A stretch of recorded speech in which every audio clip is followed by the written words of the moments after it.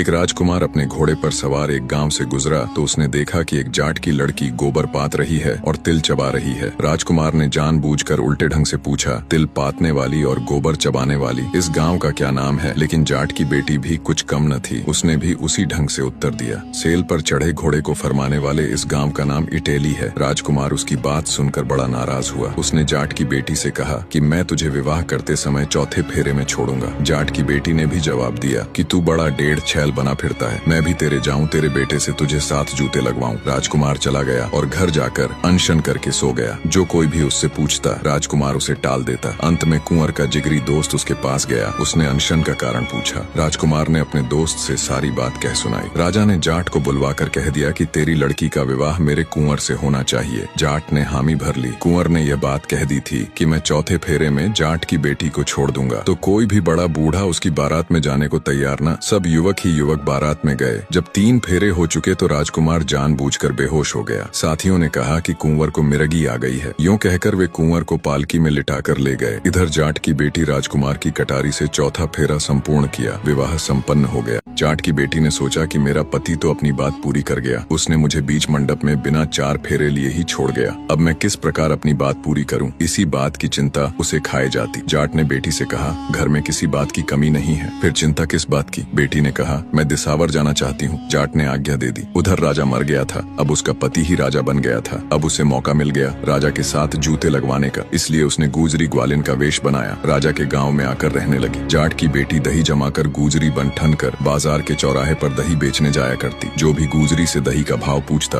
गुजरी दही का भाव 100 आने पांव बतलाती। एक दिन राजा का दोस्त 1 पांव दही लेकर सीधा महल में गया। दही राजा को दे दिया। दही खाकर राजा की तबीयत खुश हो गई। राजा होने पर भी उसने ऐसा दही कभी नहीं खाया था। राजा ने सोचा, जब दही इतना मीठा और प्यारा है तो बनाने वाला कितना लाजवाब होगा। राजा की नीयत खराब हो गई। उसने अपने दोस्त से पूछा तो दोस्त ने सारी बात राजा से कह सुनाई। दूसरे दिन राजा स्वयं गुजरी के पास जा पहुंचा। गुजरी ने कहा, आप मेरे डेरे पर पधारिए महाराज। राजा डेरे पर गया। गुजरी ने राजा को मोह लिया। राजा भी उस पर फिदा हो गया। राजा वहीं रहने लगा। जब गुजरी गर्भवती हुई तो उसने राजा से कहा, अब मैं घर जाऊंगी। राजा ने उसे रोकने की बहुत कोशिश की, लेकिन वह बोली कि मैं फिर आऊंगी, आप मुझे भूल न जाए, इसलिए मुझे कोई निशानी दे दीजिए। राजा ने अपनी अंगूठी निकालकर गुजरी को दे दिया। गुजरी अपने घर चली गई। कुछ समय बाद गुजरी के एक लड़का हुआ जो दिन दूने रात चौगुने बढ़ने लगा। एक दिन उसने एक ब्राह्मण के लड़के को बुरी तरह पीट दिया। उसकी माँ जाट के घर गई और उसने जाट की बेटी से कहा कि छिनाल कहीं न जाने किसका लड़का लाई है जो सारे वास के लड़कों को मारता पीटता है। लड़के ने भी यह बात सुनी। वह कटार लेकर अपनी माँ के पास गया और उससे बोला, मेरे पिता का नाम बतला नहीं तो तेरी खैर नहीं। उसकी माँ ने कहा कि तू नाम जानकर क्या करेगा? अगर तू अपने बाप को 7 जूते मारने की प्रतिज्ञा कर तो मैं नाम बता सकती हूँ। बेटे ने प्रतिज्ञा कर ली। तब उसकी माँ ने सारी बात खोल कर कह सुनाई। तो बेटे ने कहा कि माँ, भले ही मेरा बाप राजा है, लेकिन मैं उसको 7 जूते तुम्हारे नाम के और 7 मेरे नाम के कुल 14 जूते लगाऊंगा। उसी दिन मुझे चैन की नींद आएगी। यूं कहकर वह अपने पिता के नगर को चल पड़ा। नगर में आकर वह फूला मालिन के घर ठहरा। फूला ने पहले तो उसे टरकाना चाहा, लेकिन जब उसने फूला को एक सोने का टका दिया तो फूला ने उसे खुशी खुशी अपने यहाँ ठहरा लिया। रातों रात सूचना फैल गई कि 1.5 छैल की नगरी में 2.5 छैल आयो हैं। ठगाए गो ठगाऊंगो कोनी। क्या एक बेटा अपनी माँ का बदला अपने बाप से पूरा कर पाएगा? जानने के लिए जुड़े